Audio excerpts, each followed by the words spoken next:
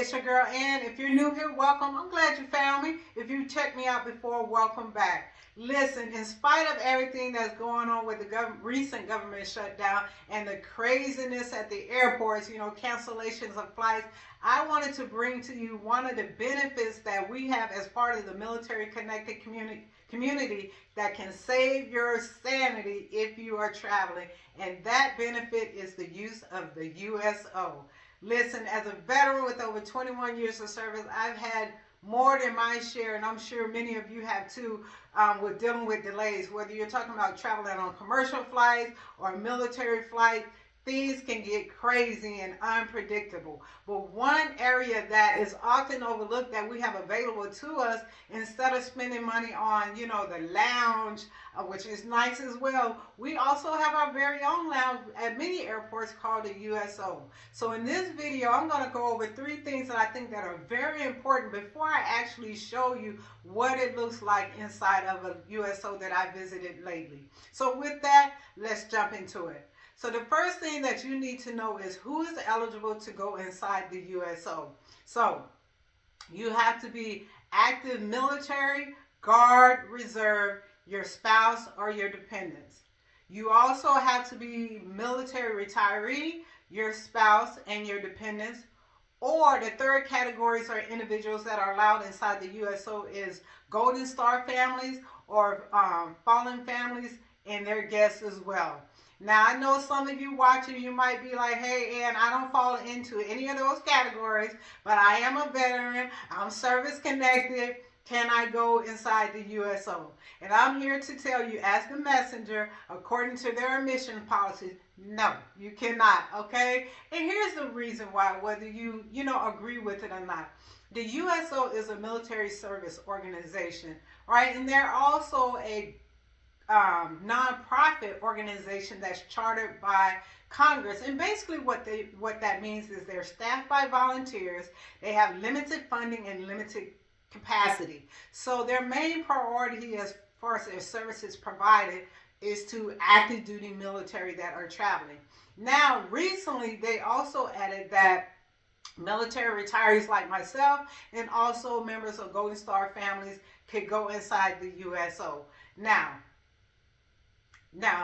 don't get me wrong. I've heard some people actually, they took their chances. They went to the USO with their veteran ID card and the person let them in, and hey, you might get lucky that day. Maybe they're not crowded. Maybe it's late at night or early in the morning where they don't have any problem with you coming in. But just know that's not the norm. The norm is you have to fall into one of those categories in order to have access to the USO, okay? So the next thing that you need to know is what you need to bring with you. So basically, if you fall into one of those categories, you got to have your military or your veteran ID card.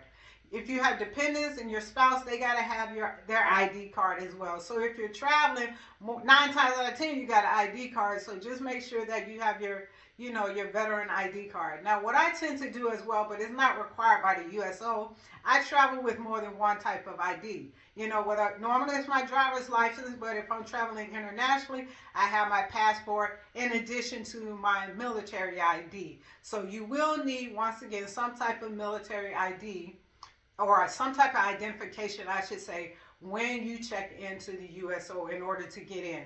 And lastly, one of the things that I thought was great that I didn't know about, that they also have an animal and pet policy. And basically what that means is, if you're traveling with your fur babies, they can go with you as well. So their policy consists of military working dogs can go in with you, therapy dogs, emotionally support dogs, right? So if you have a note from your doctor that your pet is an emotionally support dog, you're able to take them in there with you. And as I mentioned, your very own pets, if you have your cat, your dog, a guinea pig, whatever have you, you can take them inside the USO as well, but they have to remain inside an animal approved crate. So they can't be wandering around and stuff like that. So Yeah, so I just think that having to access a specific area, specifically for those of us inside the military community, is great. Once again, my fellow veterans, I'm sorry if you're not able to get in, but for those that are, I hope you take advantage of it. So without further delay, come check out this video that I took inside the USO at the world busiest airport in Atlanta. Check it out. Alright, we're going to take a quick walk through the USO. The lounges, the eating area. And of course, we got to have some snacks. It says, take the whole box of cookies. Snacks. So cool. Hot dogs. There's wraps in there, I think. Oh yeah, some wraps.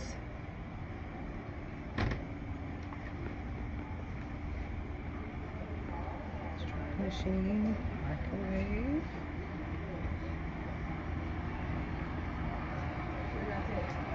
Drinks, water. This is cool. TVs. Sitting area. Just chill out.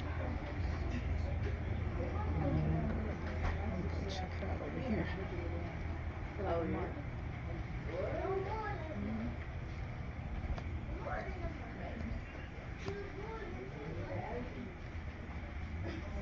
Trying to get people on here. Go back here.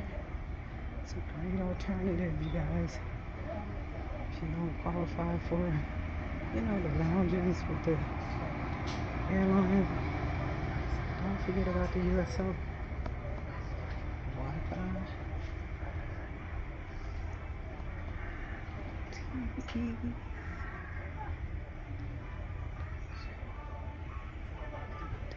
Quiet areas, kiddos.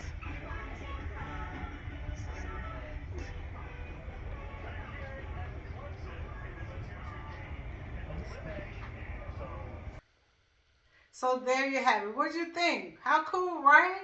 We have our own little spot we can go to away from the crowds that's free. Got snacks, pool table, free Wi-Fi, comfy chairs, separate areas for the kids to play. I just think that is so awesome, and hopefully this video has been helpful to you for your next trip. If you're planning, just make sure that you, if you're eligible, to stop by the USO. But before we leave, if you visit a USO, drop it in the comments. I would love to hear it. And as always, never forget to redefine freedom for yourself, and I'll check you out next time.